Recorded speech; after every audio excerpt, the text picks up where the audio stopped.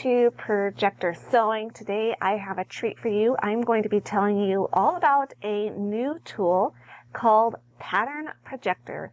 PatternProjector.com is where you can access it. I'll put a link in the video and also in the description below. But let's go ahead and take a look at it and why it's going to make calibration so much easier for you.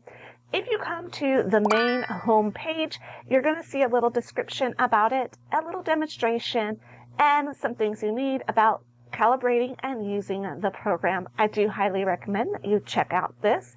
But basically, Pattern Projector is a free open source web app that allows you to quickly calibrate and project sewing patterns. But not only that, they have been adding some great features that just make projecting sewing patterns a lot easier.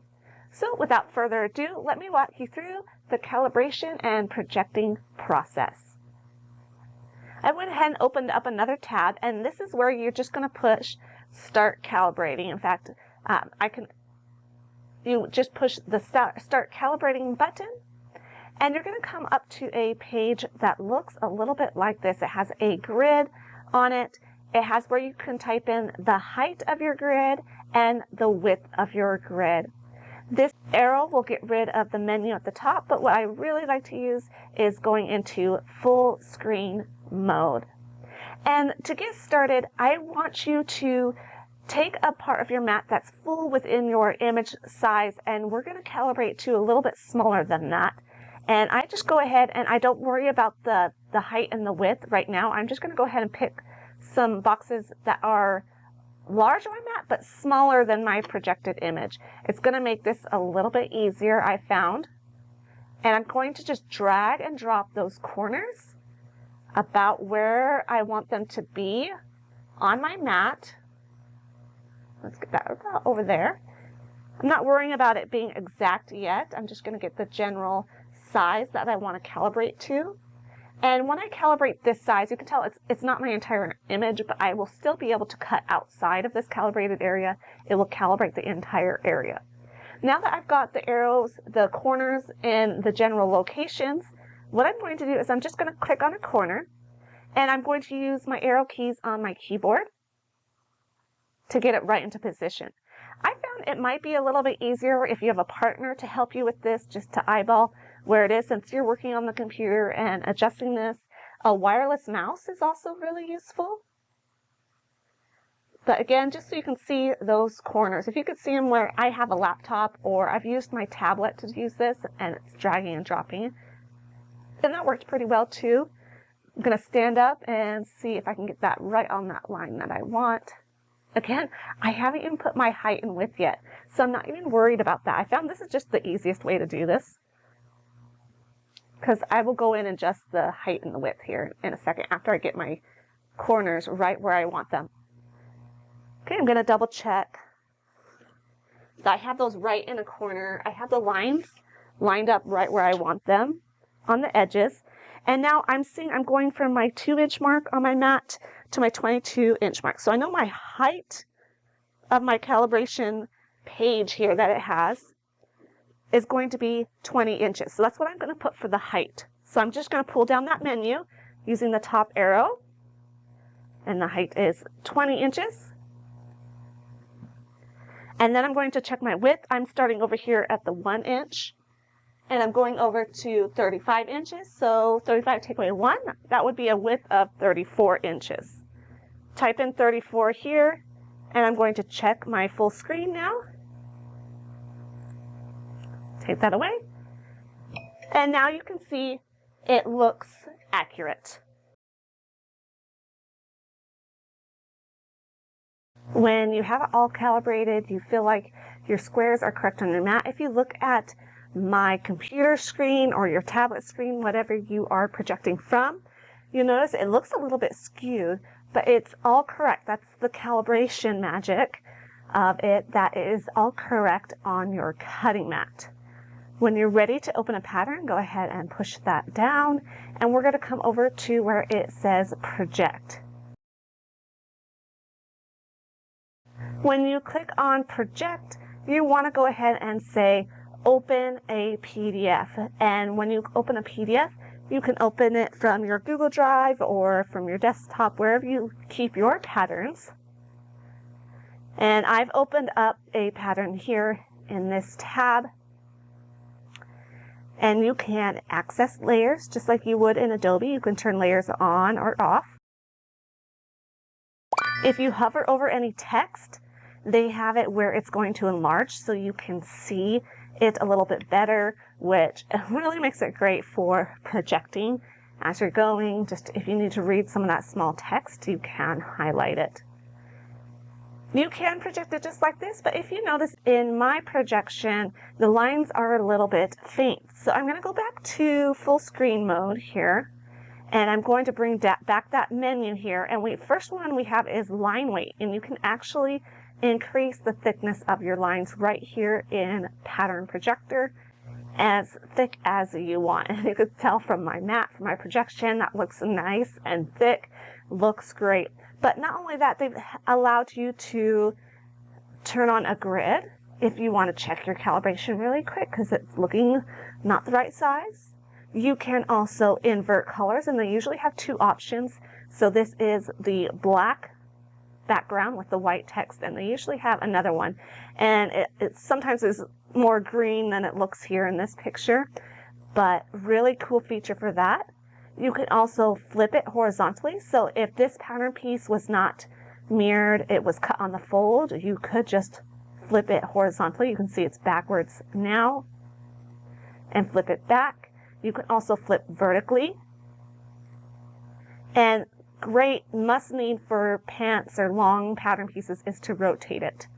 And you rotate it, it rotates in 90-degree increments on there. If you get all the way off your pattern or it opens up and there's like a big white space, what you want to do is recenter PDF, and it'll bring you right back to the center of the pattern, hopefully right where your patterns are, and you can navigate from there. Make sure to go into full screen mode and then push this arrow to get rid of the top menu. You can also get rid of the layers here, and you'll still see it's accessible right here in the layers. But now you have access to your entire screen for cutting out your pattern.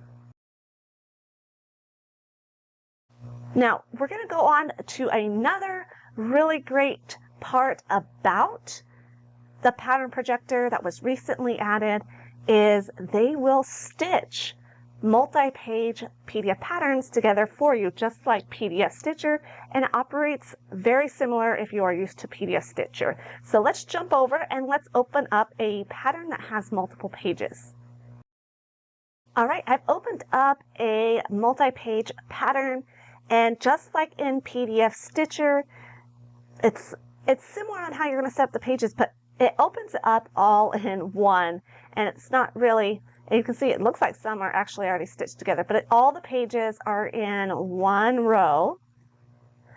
What we're going to do, we still have the layers here. I'm going to go ahead and close that, and let's open up where it says Show the Stitch menu. And this menu only appears when you open up a multi-page pattern.